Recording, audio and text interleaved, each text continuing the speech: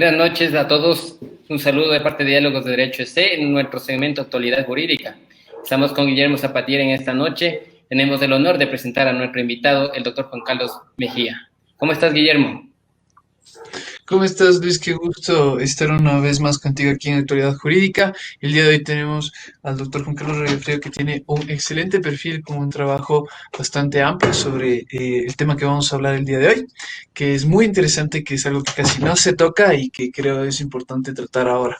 Este, sin preámbulo, quisiera hablar un poco sobre el doctor Juan Carlos. Es doctor en Derecho por la Universidad Andina Simón Bolívar. Tiene una maestría en Poesía Hispanoamericana por la Universidad Andina Simón Bolívar. Ha tomado cursos de especialización de Unificación del Derecho y Derecho Comercial de la Universidad Tor Vergata de Roma. Es abogado por la Pontificia Universidad Católica del Ecuador. Tiene intereses en derecho de propiedad, contratos, prevención y solución de conflictos, derecho digital, democracia y tecnología, y con quien el que tuve el gusto de haber asistido en la Cámara de Comercio. El doctor también es árbitro de la Cámara de Comercio de Quito, entre muchísimas cosas de las que pudiéramos tratar, pero se nos iría la hora de la entrevista. Doctor, muy buenas noches. Muchas gracias, Guillermo. Muchas gracias, Luis Alejandro, por la invitación. Bueno, estoy a su disposición. Gracias por la invitación. Igualmente a Fátima y a todos los compañeros de este programa. Muchas gracias, doctor. Como tú decías, Guillermo, el doctor Juan Carlos Mejía tiene una amplia experiencia tanto en el libre ejercicio como también en la docencia. Yo tuve la oportunidad de ser su alumno en la Universidad de los Hemisferios. Actualmente se desempeña como catedrático de la Universidad de San Francisco de Quito. Enviamos un cordial saludo a la universidad y a sus alumnos, más que todo, y las excelentes iniciativas que han tenido en estos últimos meses de compartir con la sociedad temas tan relevantes del derecho. Y el doctor ha sido organizador de algunos eventos, de los cuales yo felicito por esa iniciativa. Y también vamos a empezar a hablar sobre este tema, sobre los dispute boards y medio ambiente. Es un tema tan importante y sobre todo los ambientalistas tienen esa inquietud de querer conocerse de este tema y querer aprender más. Por tal razón nos vamos a las preguntas con Guillermo Zapatier. Muchas gracias, doctor. Empecemos con la primera pregunta. Para empezar, para poder todos estar en contexto, ¿qué son los dispute boards? Muchas gracias. Muy gentil por tus palabras tan generosas como siempre, Luis Alejandro. Muy bien. Los dispute boards son un mecanismo de prevención de conflictos. No es como el arbitraje, no es como la mediación, no es como la justicia ordinaria, que son mecanismos ex post. Tanto el arbitraje como la mediación o los juicios que se hacen ante la justicia ordinaria son mecanismos ex post, es decir, una vez que ha surgido el conflicto, acudes al árbitro, al mediador o al juez. Estos mecanismos son ex ante, es decir, antes de que surja el conflicto, tú acudes a un panel donde están expertos que ayudan a prevenir el conflicto. Entonces, el dispute board es un mecanismo de prevención de conflictos que está integrado y que se constituye de manera anterior al conflicto. Y está integrado usualmente por técnicos. Por supuesto que participan abogados, ¿sí? Pero la enorme mayoría de los practicantes del dispute board son técnicos en las diferentes áreas de la ingeniería. Por ejemplo, los miembros del dispute board, si estás hablando de un dispute board en una obra de construcción, van a ser ingenieros civiles. Si estás hablando de una APP, van a ser probablemente también ingenieros civiles, pero también ingenieros comerciales que establezcan cuál es el flujo del dinero en una APP, que es una alianza público-privada, ¿verdad? También pueden ser que existan diferentes técnicos que comparecen ante el dispute board para prevenir una obra que tenga muy compleja. Por ejemplo, en Hong Kong construyeron un aeropuerto artificial. Este aeropuerto artificial está construido en una isla artificial, se construyó una isla artificial cerca de la ciudad de Lantau. Cuando se constituyó el dispute board para la prevención del conflicto en la construcción de este aeropuerto, hubo 7 miembros, uno presidente, y después había una mesa financiera que estaba constituida por 2 expertos en finanzas, una mesa de ingeniería civil, ¿verdad? y una mesa de ingeniería marítima, si ustedes quieren, o naval, que lo que hacía era estudiar cuáles eran las influencias de la corriente en las obras de ingeniería civil que se estaban construyendo. Lo que nos hace ver que en los dispute board, a diferencia del arbitraje, donde usualmente son 3 miembros, el dispute board, dependiendo de la complejidad del tema, pueden ser 3, 1, 3, 5 o 7 miembros, dependiendo de la necesidad de la obra. Entonces, para concluir, el dispute board es un mecanismo de prevención de conflictos integrado especialmente por técnicos que ayudan a resolver y prevenir los conflictos que puedan desarrollarse en una obra de naturaleza civil, en una APP, en una explotación minera o petrolera o en un conflicto ambiental.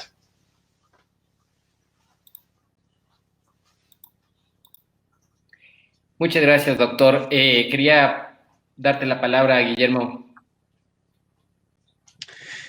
Pues realmente me es interesante porque usted me explica de que el dispute board es otra forma de mecanismo de solución de conflictos, en el cual es más técnico. O sea, ya no estamos hablando de tanto ni una mediación, ni estamos hablando de un arbitraje, sino que estamos hablando más bien de entre mis pares voy a llegar a acuerdos. Eh, Esto se me hace muy interesante. Luis, no sé si quisieras preguntar algo respecto al dispute board. Sí, al respecto, ¿cómo se puede aplicar este dispute board al medio ambiente? El tema principal de esta entrevista, ¿no? Muy bien. Es importante tomar conciencia de que el medio ambiente es, si tú quieres así, por decirlo para facilitar la comunicación, es un organismo vivo, ¿verdad? En el cual cuando hay una afectación al medio ambiente, el medio ambiente muere y después recuperarlo cuesta mucho tiempo, pero nunca va a volver al estado original que estuvo antes de la afectación. Esto como primer punto que es importante. Segundo, hay que tomar en cuenta que la relación del hombre, del ser humano con la naturaleza, ha ido cambiando. Cuando el hombre por primera vez concibe el concepto de propiedad, lo hace desde un punto, ustedes recordarán en el derecho romano, de usar, gozar y disponer. Ius utendi, ius fruendi, ius abutendi. Según este concepto, el hombre, la relación que el ser humano tenía con la naturaleza era una relación, si ustedes quieren, funcional, en que la naturaleza estaba al servicio del hombre. Y esta concepción de la naturaleza funcionó durante toda la historia de la humanidad, en que la naturaleza era la reina del planeta, en que había tanta agua pura, tanto aire, tanta vegetación, tantas especies, que por más que el hombre horadase esa naturaleza, no se agotaba. Entonces el hombre, el ser humano, concibió a la naturaleza como una fuente inagotable. Ejemplo de esto son estas diosas griegas y romanas, ¿verdad? Que tenían una cornucopia de la cual salían todos los frutos y los hombres vivían de manera abundante en medio de los frutos que daba la naturaleza. Lo que ha ocurrido con el paso del tiempo es que hemos visto que la naturaleza no es inagotable, ¿sí? Entonces, cuando la naturaleza deja de ser inagotable y comienza a agotarse, a extinguirse, a marchitarse, lo que ocurre es que el hombre debería tener un cambio en su relación con la naturaleza. El concepto de propiedad que fue creado por el hombre cuando la naturaleza era inagotable, esto de ius utendi, ius fruendi, ius abutendi, usar, gozar y disponer, ya no es un concepto que esté con la realidad nueva, porque en la realidad nueva el hombre, el ser humano, no puede seguir usando, gozando y disponiendo de la naturaleza como lo hacía antes, por la sencilla razón de que la naturaleza se está agotando. En consecuencia, al ser la naturaleza un ser vivo que se muere cuando le afectas, y al ser el concepto que tiene el ser humano con la naturaleza un concepto ya infuncional, poco funcional, porque ya no es la misma naturaleza inagotable, hiperabundante, ya se está agotando todo, efectivamente la relación del ser humano con la naturaleza tiene que cambiar. Ahora bien, Acuérdate que la ilustración, ¿verdad? Este fenómeno intelectual que surgió a partir del siglo XVI, XVII, en el cual el ser humano consideraba que la razón era la fuente inagotable de la cual el ser humano podía encontrar soluciones a sus problemas, también se agota, también se agota. Yo te quiero hacer caer en cuenta de una frase, ¿verdad? De Denis Diderot, el filósofo francés que escribió la enciclopedia, ¿verdad? En uno de los textos de la enciclopedia que se llama Tratado de la Barbarie de los Pueblos Civilizados. Mira este nombre, Tratado de la Barbarie de los Pueblos Civilizados. Él subrayaba esta percepción de la naturaleza como bien inagotable y decía, te voy a hacer una cita, hombres, todos sois hermanos. ¿Cuánto tardaréis en reconocer que la naturaleza, vuestra madre, común, alimenta por igual a todos sus hijos? Por supuesto, esto es una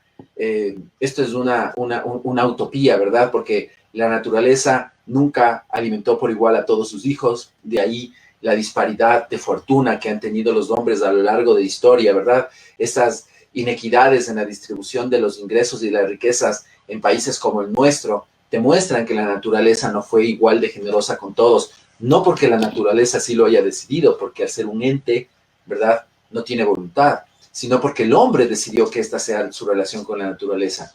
Si tú ves, por ejemplo, la cantidad de afectación que ha sufrido la naturaleza a partir del imperio del capitalismo, lo que tú puedes ver es que efectivamente necesitamos cambiar nuestra relación con la naturaleza. Ok, tomando en cuenta que la naturaleza se va agotando, ¿verdad? Que a pesar de que la naturaleza se agota, la relación del ser humano con la naturaleza sigue siendo una relación de propiedad, de usar, gozar y disponer.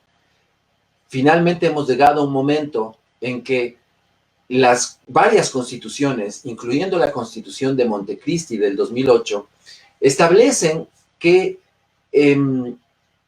es necesario prevenir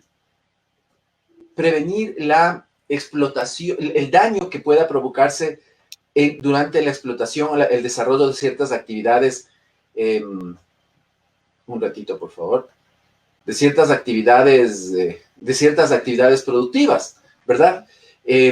Lo que ha ocurrido entonces es que los seres humanos, por el desarrollo de los eventos, de las fuerzas productivas, hemos dejado de ser propietarios, que era nuestro anhelo, ¿verdad? Que son solamente unos poquitos, y la gran mayoría de nosotros somos proletarios.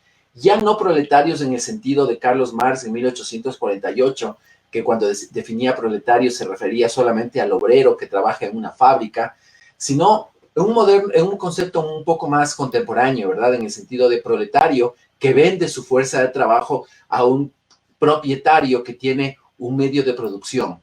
Todos nosotros, ¿verdad? Absolutamente todos nosotros no tenemos en la mayoría de los casos medios de producción, sino que solamente vendemos nuestra fuerza de trabajo. En consecuencia, somos proletarios. Ahora, ¿qué es lo que ocurre?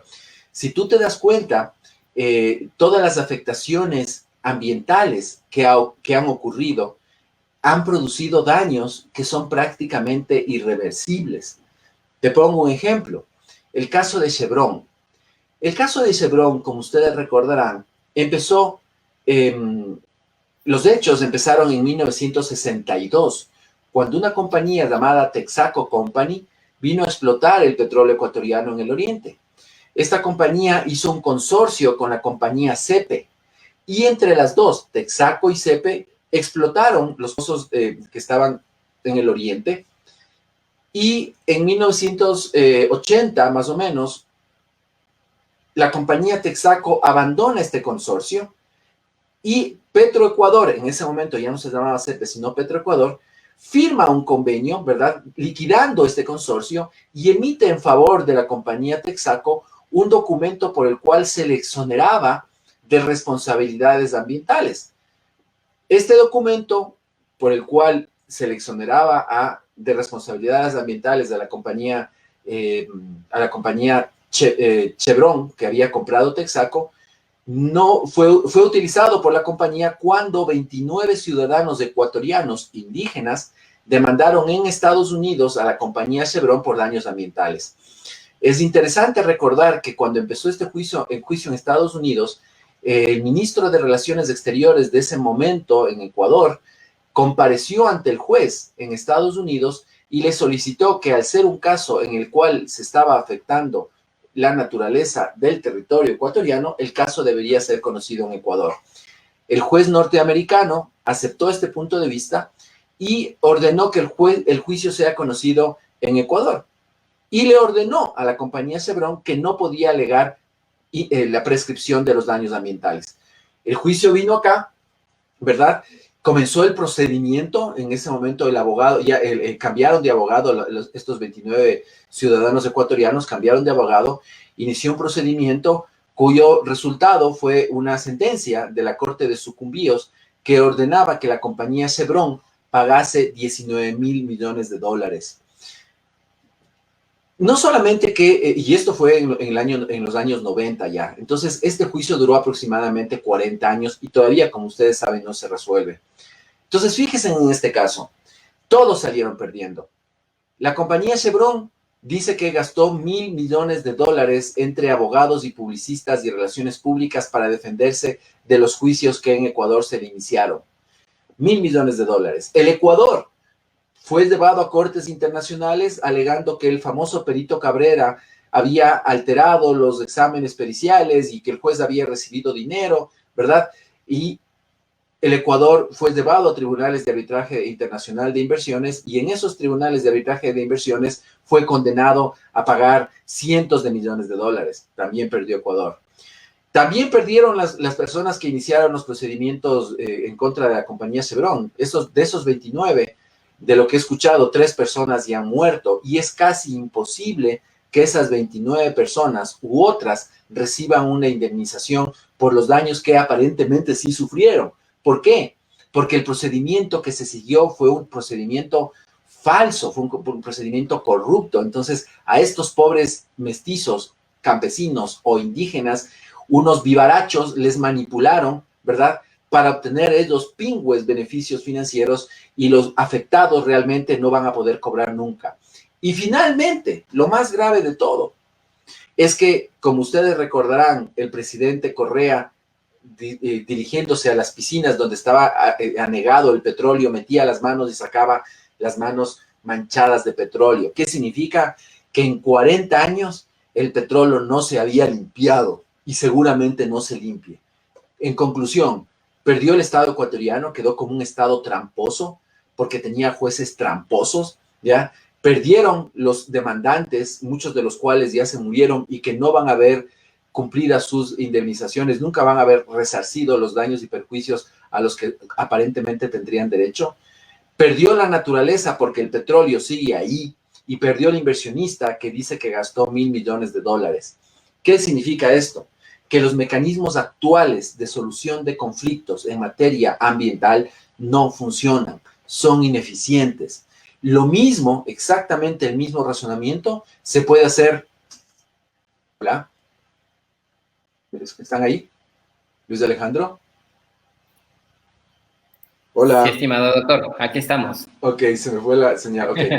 Lo mismo, exactamente el mismo razonamiento se puede hacer de los casos emblemáticos también en arbitraje de inversiones de Murphy y Burlington, que fueron también casos de arbitraje de inversiones. En conclusión, tienes una naturaleza que se está agotando, ya no es la naturaleza hiperabundante.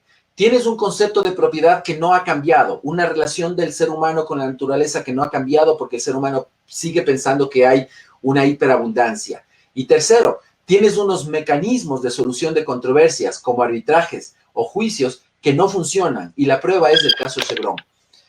Cuando tú te enfrentas a esta realidad, dices, ¿qué es lo que hay que hacer? Porque evidentemente no se puede seguir tratando a una cosa tan delicada como la relación del hombre con la naturaleza, que es el lugar donde vivimos, ¿verdad? Que se va a extinguir y nos vamos a extinguir nosotros también, que es absolutamente delicada. No se puede seguir tratando de la misma manera que un juicio patrimonial, porque la naturaleza del daño ambiental es diferente. la naturaleza del daño ambiental no es patrimonial. Si tú revisas la ley, tú revisas la Constitución ecuatoriana, la ley ecuatoriana de ambiente, está concebida como que el daño ambiental es un daño patrimonial, y eso no es así. El daño patrimonial es un daño diminuto en relación con el daño a la naturaleza. En consecuencia, como no funcionan los mecanismos de ex post, es necesario buscar mecanismos más eficientes. ¿Qué es lo que ha ocurrido? Uno de los intentos por resolver este tema es que se les ha exigido a las empresas que comiencen a incluir en el cálculo del valor patrimonial de las empresas las externalidades del daño ambiental. Esta es una de las primeras soluciones y donde se vio esto con claridad es el caso de la Fiscalía de Nueva York contra Exxon. La Fiscalía de Nueva York le siguió un juicio a la petrolera Exxon acusándole de fraude a los accionistas. Fíjate que sigue siendo patrimonial, ¿no? Acusándole de fraude a los accionistas de Exxon porque no habían incluido en el valor de la empresa y por lo tanto el valor de la acción que uno compra en la bolsa, el valor de la externalidad. En otras palabras, cuánto más va a durar el petróleo en el mundo para que esta empresa Exxon siga siendo rentable. El juicio fue archivado, pero sirvió de alerta para que ya muchas empresas comiencen a tomar en cuenta en sus estados financieros el valor de la externalidad llamada daño ambiental en el cálculo patrimonial de sus empresas. Otra de las soluciones que se ha buscado es que se incluya en el valor que los estados ofertan a unos inversionistas extranjeros que van a explotar petróleo en su tierra el posible daño ambiental, por decirte algo. Tengo entendido que el Ecuador está por sacar a licitación uno de los campos petroleros en el cual no solamente se ha incluido el valor del petróleo que la empresa extranjera va a explotar, sino que ya se ha incluido también una proyección de la externalidad del daño ambiental posible que esa explotación petrolera pudiese provocar. Entonces el Ecuador ya está en este tema también. Pero como te digo, estas son dos alternativas que se han buscado frente a la ineficacia de los mecanismos ex post de solución de conflictos. No sé si eso responde a tu pregunta, Luis Alejandro. Correcto, superó mis expectativas. Excelente respuesta, estimado doctor. Es un tema bastante interesante, sobre todo analizar sobre la naturaleza, sus posibles riesgos y también los daños que ha sufrido el ambiente. Y en la actualidad vemos que estamos pasando por una pandemia, estamos viendo que existe un virus que ha saturado al mundo, que está golpeando de manera increíble, por decirlo así. No hemos esperado esto. Algunos científicos, algunos expertos dicen que también es la respuesta del hombre, de las acciones del hombre, ¿no? Para que exista este virus, el daño al ambiente que se ha provocado durante muchos años. Y como usted dice, es fruto del consumismo. La gente piensa que esto es de manera ilimitada y no va a acabarse, pero debemos ser conscientes de que se debe cuidar el medio ambiente, sobre todo para las generaciones futuras. Hablamos del principio de sostenibilidad. Y aquí es importante también empezar con la siguiente pregunta, que doy la palabra a Guillermo. Sí, de hecho, doctor, solo quisiera una pregunta en el intermedio porque tengo una duda adicional. Eh, este mecanismo del Dispute Board entra perfecto con el tema de las consultas previas también, que establece la OIT, o hay una diferenciación. Yo sé que un poco nos salimos del guión, pero me apasionó el tema y quisiera tener un poco más claro el tema. En realidad son cosas distintas, porque el convenio 169 de la OIT lo que hace es establecer la obligatoriedad de que cualquier actividad que tenga impacto en las comunidades indígenas tenga que ser previamente consultada a ellas, ¿verdad? Esto no tiene que ver tanto con la afectación a la naturaleza cuanto con la afectación a las comunidades indígenas. Entonces son un poco distintas. Lo que sí tiene que ver, donde sí esto está claramente determinado, es con el artículo 389 de la Constitución. Como tú sabes, nuestra Constitución cambia completamente el paradigma ambiental. ¿verdad? Se establecen una serie de nuevas condiciones, nuevas formas del relacionamiento de los empresarios, del Estado con la naturaleza.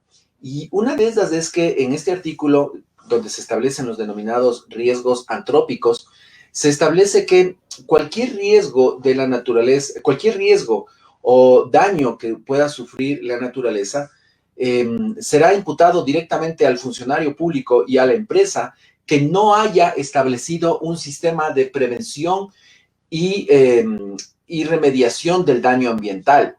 Entonces, efectivamente, el Ecuador está preparado para el Dispute Board. No solamente que está preparado, sino que es una obligación constitucional. De allí que habría que ver si los contratos petroleros actualmente vigentes tienen un mecanismo de prevención y remediación ambiental. Si no tienen, serían contratos que están violando la norma constitucional y eventualmente podrían sufrir algún tipo de sanción en el ámbito constitucional, ¿verdad? Muchas gracias, Santiago Novoa. Entonces, lo que les quiero decir es que si en un contrato petrolero no existe un mecanismo de prevención conforme el 389 siguientes de nuestra Constitución, ese contrato petrolero, los funcionarios públicos que lo autorizaron y las empresas que lo celebraron podrían tener un riesgo constitucional muy elevado. Por supuesto, ¿ya?, que existen todos estos informes ambientales, estas auditorías ambientales, pero esto difícilmente entra dentro del ámbito de mecanismos de prevención de riesgos, porque tanto, como ustedes saben, los informes como las auditorías son documentos, protocolos que son realizados por terceros en base a la información que la persona interesada les ofrece, ¿verdad? ¿Qué significa esto? Pongamos el ejemplo de una empresa. Cuando una empresa auditora va a estudiar los estados financieros de una empresa, es el gerente general de la empresa y su gerente financiero, los empleados de la empresa, los que le entregan la información a la empresa auditora. La empresa auditora realiza el informe de auditoría y dice, muy bien, ustedes si se fijan los informes de auditoría que dicen, en base a la información que me han entregado y dejando de lado mi responsabilidad porque no sé, no tengo acceso a toda la información, hago el siguiente informe y los estados financieros se han hecho según las reglas aceptadas, etcétera, etcétera, etcétera. Lo mismo pasa en materia ambiental. Los informes y las auditorías ambientales son realizadas en base a la información que el Estado o la empresa les entrega. Y ese es el mecanismo que la mayoría de las empresas petroleras, mineras o de construcción están utilizando. La pregunta es, ¿a esto se refiere la Constitución? Y si tú lees el artículo 389, efectivamente ves que no se refiere a esto, sino que se refiere efectivamente a la creación de un mecanismo que impida que haya un daño a la naturaleza. Entonces, para concretar tu pregunta, son dos cosas diferentes. Una cosa es del 169 de la IT y otra cosa es del 389 de la Constitución. No, pero fantástico, porque es muy, muy claro qué se hace, cómo se previene funcionalmente y específicamente para impacto ambiental. Entonces, muchísimas gracias por la respuesta. Y ya hice el uso de mi pregunta, entonces te paso a ti la palabra, Luis. Muchas gracias. Muchas gracias, Guillermo. Doctor, quería preguntarle, ¿cuál es el país que ha manejado este tema de los dispute boards de mejor manera y sobre todo enfocados al ambiente? Bueno, el dispute board, a ver, hagamos un poquito de historia del dispute board. Primero, ¿por qué usar la palabra en inglés, verdad? ¿Por qué no decirle junta de disputas? Lo que se ha utilizado, lo que se ha decidido a nivel internacional, ¿verdad?, es que no vale la pena traducir dispute board por junta de disputas, porque cuando haces la traducción pierde el elemento fundamental, ¿ya? A ver, ¿cuál es el elemento fundamental del dispute board? Te voy a explicar cómo funciona un dispute board. Cuando tú suscribes un contrato, por ejemplo, de construcción o una APP, ¿verdad? O una delegación o una concesión, el dispute board usualmente se aplica en contratos de largo plazo. De hecho, cuando tú aplicas un dispute board a uno de estos contratos, al momento de la firma del contrato, ¿ya?, en ese rato designas los miembros del dispute board. Fíjate, no es como en arbitraje, que en arbitraje tú firmas el contrato, comienza a ejecutarse el contrato, viene el conflicto, te demando, me contestas a la demanda, vamos al centro de arbitraje y ahí se designan los árbitros, ¿verdad? Es muy posterior la designación de los árbitros. En el dispute board no, se designa ese rato. ¿Y cómo funciona el dispute board? El dispute board, una vez que están designados los 3 ingenieros o los 2 ingenieros, un abogado o 2 abogados, un ingeniero, dependiendo de cómo sea la obra, ¿verdad? ¿Qué es lo que necesites en la obra? Lo que hacen es que estos señores, tú estableces en el contrato, porque es una cláusula contractual, ¿verdad? Tú estableces en el contrato que estos miembros del dispute board van a ir a visitar la obra una vez al mes, una vez al trimestre, una vez al cuatrimestre, una vez a los 6 meses, una vez al año, ¿ya? Pero los miembros del dispute board efectivamente van a la obra. Se ponen cascos, se ponen botas y van a visitar la obra. No es como un árbitro. El árbitro está en su oficina y nunca visita la obra, salvo el caso de una inspección. Y cuando es inspección, el árbitro va con su traje, ¿verdad? Que está bien, porque así somos los árbitros, ¿verdad? Va con su traje, ¿no es cierto? Ya muy elegante, ¿ya? Pero no se mete a las entrañas de la obra. En el caso del dispute board sí se mete, porque son ingenieros, es gente con experiencia. Entonces, cuando van a la obra, miren que la columna esté bien rectita, que no esté torcida, que sea del ancho suficiente, ¿verdad? Se meten al lodo. Esto te da una ventaja insuperable. Entonces, la primera función de los miembros del dispute board es visitar la obra, ver cómo está la obra, ¿verdad? Y vuelven a su oficina. Y luego, en su oficina, le reúnen en el campamento, le reúnen a las partes, ¿ya? Y les dicen, ok, déjame ver tu cronograma. Y le dan el cronograma de inversiones, le dan el cronograma de avance y le dan esta bitácora que tienen en toda la obra, ¿visto? Siempre en la obra hay un ingeniero supervisor, un superintendente que va anotando todo lo que pasa el día a día. Llegó este camión, se hizo esto, se avanzó, etcétera, etcétera. Revisan y verifican si se ha avanzado conforme a la obra. Si no se ha avanzado conforme a la obra, les llaman a las partes. Le dicen, a ver, Guambrito, cuéntame qué pasó. ¿Por qué hay este retraso? Y los ingenieros y los miembros de la obra, ¿verdad? Tanto el contratante como el dueño de la obra, te dicen, tuvimos este problema, etcétera, etcétera. Si no han resuelto el problema, gracias, Fátima, si no han resuelto el problema, les dicen, ok, tienen 30 días, 60 días, 90 días, lo que hayas puesto en el contrato, ¿verdad? Para resolver. Y aquí ocurre la magia del dispute board, ¿ya? Aquí ocurre la gran diferencia del dispute board. Porque al ser estos señores, unos ingenieros, que tienen una relación con la obra casi de padre a hijo, ¿verdad? Es la criatura que ellos están haciendo, se reúnen y dicen, mira, resolvamos este problema que tenemos, porque si no este externo, que no es ni tú ni yo, él va a resolver a nombre nuestro.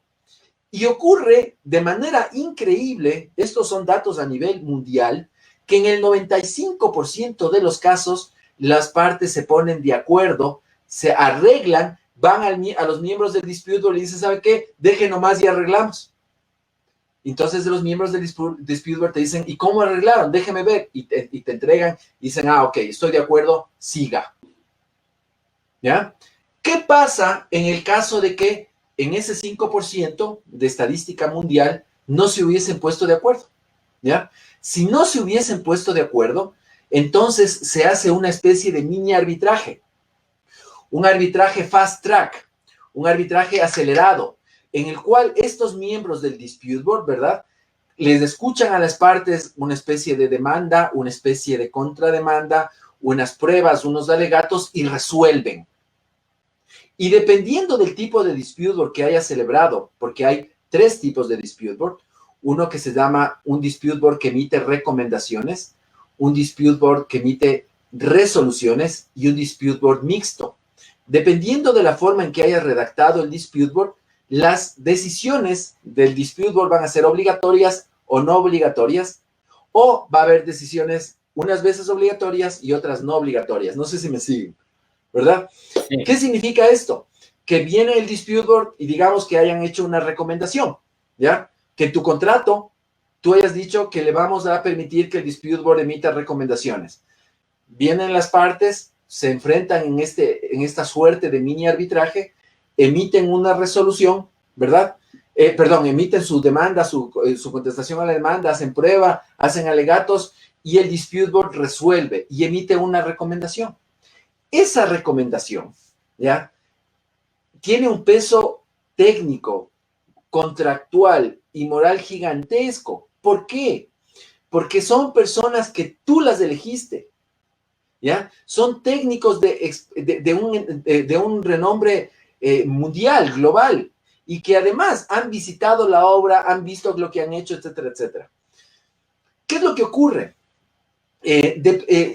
A nivel mundial, la Dispute Resolution Board Foundation tiene varias zonas, ¿verdad? La Dispute Resolution Board Foundation es la fundación de Dispute Board y tiene varias zonas. Tiene la zona 1, que es de Europa, la zona 2 es Norteamérica, la zona 3 es América del Sur, la zona 4 es Asia, y en Asia, la zona 5 es África y la zona 6 es Asia del Norte. Entonces, nosotros en Ecuador seguimos las reglas de la zona 1 europea. En Europa se emiten decisiones, en Estados Unidos se emiten recomendaciones. Es la práctica. No que no puedas aquí adoptar recomendaciones, puedes, pero la práctica es que la mayoría de dispute board que se conocen aquí en Ecuador se hacen resoluciones y en Estados Unidos recomendaciones. ¿Hecho? Ok. Si sea que emites una resolución o una decisión, si una de las partes no está de acuerdo, qué pena. Contractualmente te comprometiste a cumplir, sea la recomendación o sea la decisión, y tienes que cumplir. Y si no cumples, te demandan por daños y perjuicios, y eso es otra cosa, es incumplimiento contractual. Vienen multas, viene cláusula penal, etcétera, etcétera. Mira lo interesante. ¿Qué es lo que ocurre? Que en los escasísimos casos en que las partes deciden impugnar la recomendación o la resolución del dispute board, se van a arbitraje, ¿verdad? Ahí puedes irte a arbitraje en ICC, en la International Chamber of Commerce, o te puedes ir a un CITRAL, o te puedes ir Cámara de Comercio de Quito, o Cámara de Comercio de Santiago, o cualquier otro centro, ¿verdad? Entonces vas y conoces el arbitraje sobre esta impugnación a la resolución. ¿Y qué ocurre? Nuevamente, según datos a nivel mundial recogidos por la Dispute Resolution Board Foundation, ¿ya? En el 99% de los casos, los árbitros se ratifican en las decisiones de los Dispute Board. ¿Por qué? Porque los Dispute Board estuvieron ahí, son técnicos. Los árbitros necesariamente van a recurrir a un informe pericial, y el informe pericial ya está hecho. Entonces, mira las ventajas, ¿verdad? Primero, que el objetivo es prevenir. Segundo, que en el 95% de los casos, cuando hay problema, las partes resuelven antes de dejarles que resuelvan los miembros del dispute board. Tercero, que en los raros casos en que tiene que resolver el miembro del dispute board, los miembros del dispute board resuelven con cumplimiento obligatorio, y cuando más escasamente aún las partes deciden impugnar y van a arbitraje, en el 99% de los casos los árbitros se ratifican en las decisiones de los miembros del dispute board. Entonces, esto es un mecanismo que realmente funciona. Los dispute board comenzaron a aplicarse en América, en Estados Unidos, en la construcción de la famosa presa Eisenhower, una presa que hay en Estados Unidos, ¿verdad? Luego se utilizó con éxito. Luego, en una presa que hay en Honduras que se llama la presa del Cajón de Honduras. Y luego se ha expandido por toda América, ¿verdad? Así como en los años 80 y 90, los bancos multilaterales de crédito te decían, oye, Ecuador, ¿quieres un crédito mío? Muy bien, pon arbitraje. Actualmente, los bancos multilaterales te dicen, oye, Ecuador, ¿quieres un crédito mío? Pon dispute board. ¿Ya? Entonces, el mundo está transitando hacia el dispute board porque es un mecanismo mucho más eficiente, pero de largo más eficiente. Te iba a poner un ejemplo de esto, de cómo funciona el dispute board. Ustedes saben, hace unos años se completó la construcción de la ampliación de las esclusas del Canal de Panamá, ¿verdad? Acuérdense, la primera parte del Canal de Panamá, no sé cuánto se demoraron, 30 años creo, tal vez más. Pasó de inversión francesa a inversión norteamericana, murieron miles de franceses por la malaria, después murieron chinos, ¿no es cierto? Fue un desastre. Ok, la ampliación de las esclusas del Canal de Panamá fue confiado a una empresa española y el gobierno panameño firmó con esta empresa española y ahí con otras empresas, una coalición de empresas, una española y una italiana, firmaron un dispute board, un contrato que contenía dispute board. La ampliación del Canal de Panamá ya se terminó, ¿sí? Cuando ahí hubo unos problemas porque cuando se hizo el primer estudio, consideraron que la cantidad de hormigón que tenían que poner en el mar para construir las esclusas era, por decirte, 100. Pero cuando ya estuvieron en la obra, se dieron cuenta que no era 100, que era 3,000, porque sí fue la diferencia, de 10 a 1, de 20 a 1. Entonces, por el contrato, fueron al dispute board, el dispute board les dijo, qué pena, mi viejo, tú te comprometiste a esto, cumple. Entonces, esta empresa que se llama SACIR tuvo que poner de su bolsillo el dinero, ¿ya? Y el costo se disparó a 2.500 millones, en casi 2.500 millones de dólares. Pero como habían firmado dispute board, no tuvieron más alternativa que concluir la obra, ¿verdad? No tuvieron más alternativa que concluir la obra. Y como a la empresa española no le gustó la resolución del dispute board, se acabó la obra, se entregó la obra y tuvieron que irse a Miami a un arbitraje ICC que todavía está en trámite. Entonces, la otra gran ventaja del dispute board es justamente el hecho de que la obra no se detiene. No es como en arbitraje, que cuando surge un conflicto, la obra se para completamente hasta que los árbitros resuelvan. ¿Cuánto se dura eso? Dura eso entre 3 y 7 años, si es a nivel internacional. Si es a nivel internacional, entre 3 y 5. Pero son términos larguísimos en los cuales la obra se detiene. En el dispute board no se detiene. Así funciona el dispute board y esta es más o menos una descripción brevísima de sus mecanismos. Muchas gracias, estimado doctor. En esta parte quiero enviar un saludo a Steffi Coronel Toledo, a Javier Peña Jaramillo, que nos está escuchando, al doctor Miguel Andrés Vaca Valdivieso, a Miriam Adriana, al doctor Santiago Novoa de la Organización de Estados Americanos, Fátima González, nuestra compañera de la radio, Eric Morales, Germán Rodríguez, el doctor Diego Andrade, Nancy Roa, todos han emitido buenos comentarios.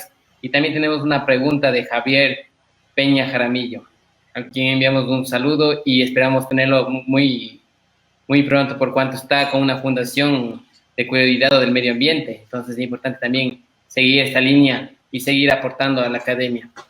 Dispute board.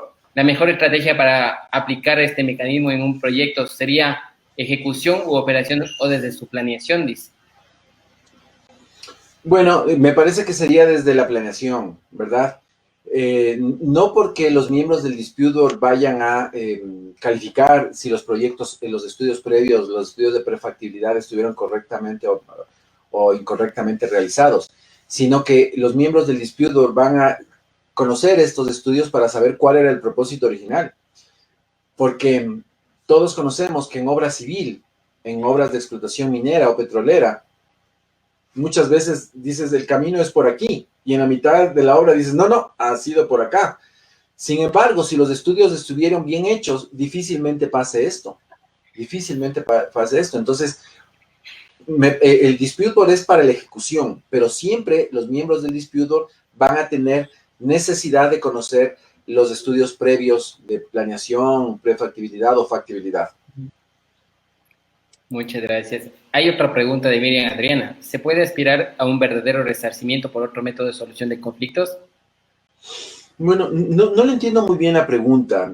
Todos los métodos de solución de conflictos te dan un resarcimiento de daños y perjuicios. Tanto los juicios ordinarios como el arbitraje te ayudan a esto. Sí, hay un mecanismo para resolver, para entregar daños y perjuicios al perjudicado, que son el arbitraje y los juicios ordinarios, si es que a eso se refiere. Muchas gracias, doctor. En esta parte quiero agradecerle por haber sido parte de Diálogos de Derecho C. Hemos querido tenerlo en nuestro espacio desde hace mucho tiempo, pero hoy llegó la oportunidad y le agradezco bastante por ser parte de Actualidad Jurídica y de Diálogos de Derecho C. Es un proyecto que lo venimos manejando desde el anterior año con mis compañeros y amigos También tenemos un grupo de respaldo que también nos están sugiriendo temas de interés. Y en esta oportunidad, Javier también nos había mencionado sobre este tema tan relevante y también en concordancia con usted que hemos estado conversando y viendo cuál es el tema que vamos a abordar esta noche. Dispute Boards es un tema muy actual que es necesario también destacarlo, irlo desarrollando y qué mejor en estos espacios. Con usted también hemos tenido la oportunidad de compartir con el tema de las mesas en la Universidad de los Hemisferios y espero que en un futuro podamos abordar este tema tan importante y también seguir debatiendo, seguir compartiendo. Esto es lo que le podría estar diciendo en este momento. Con mucho gusto, Luis Alejandro, ya saben, cuentan conmigo. Fueron un curso muy querido, muy activo, muy interesante y espero que ya se hayan graduado todos. Sí, en eso estamos. Bueno, te doy la palabra, estimado Guillermo. Más que nada, doctor, agradecerle una vez más por estar aquí, mandar saludos también a quienes nos sintonizaron, Javier Peña, Santiago Novoa, Miguel Andrés Vaca, Miriam Adriana, a Eric Morales, Germán Rodríguez, Nancy Roa, quien en conjunto dicen que ha sido una excelente presentación. Es más, para nosotros los dos estábamos tan fascinados con el tema que dijimos, dejemos que se el tema porque es fantástico e incluso nos quedaron preguntas de que esperamos en una segunda ocasión nos pueda podamos un poco ampliar el tema o tratar uno nuevo y contar con su presencia una vez más aquí en Diálogos de Derecho. Con mucho gusto, Guillermo, y qué bueno volver a verte. Muchas gracias. Igualmente. Muchísimas gracias. ¿Qué le parece si retomamos Repensar la República y ya comenzamos a analizar con estos espacios digitales? Bueno. Y estaremos desarrollando, estaremos conversando sobre este tema porque hay muchos temas interesantes y con sus conocimientos nos aportarán de mejor manera. Estábamos por Repensar la República y comenzamos a hacer las entrevistas y los diálogos de Repensar la República y el día anterior a la declaratoria del estado de emergencia, que fue el 13 de marzo creo, el 11 de marzo hicimos la segunda entrevista. Y claro, ahí se quedó todo, ¿verdad? Y no lo produjimos, o sea, no lo sacamos al aire, porque ya el problema era otro, ¿verdad? Ahí el problema era la pandemia, y luego hemos querido sacarlo ahora con este tema de las elecciones, ¿verdad? Que son una vergüenza los candidatos que tenemos, ¿verdad? Son un insulto a la civilización, a la ciudadanía, ¿verdad? Pero estamos en esto, lo vamos a hacer, vamos a repensar la República y por supuesto ahí les invitaremos para que se junten. Con mucho gusto, doctora, así también estamos apoyando desde Diálogos de Derecho EC, lo que necesite, a las órdenes. Chévere, Luis Alejandro. Bueno, terminamos esta entrevista, un saludo para todas las personas que nos siguen a través de Diálogos de Derecho EC, la primera radio jurídica online del Ecuador. Sin más preámbulos, damos por terminado esta entrevista, pero estamos seguros de que ustedes disfrutaron y compartieron este tema tan importante y aprendieron sobre todo esta temática con el doctor Juan Carlos Mejía. Les agradezco bastante y hasta una próxima oportunidad.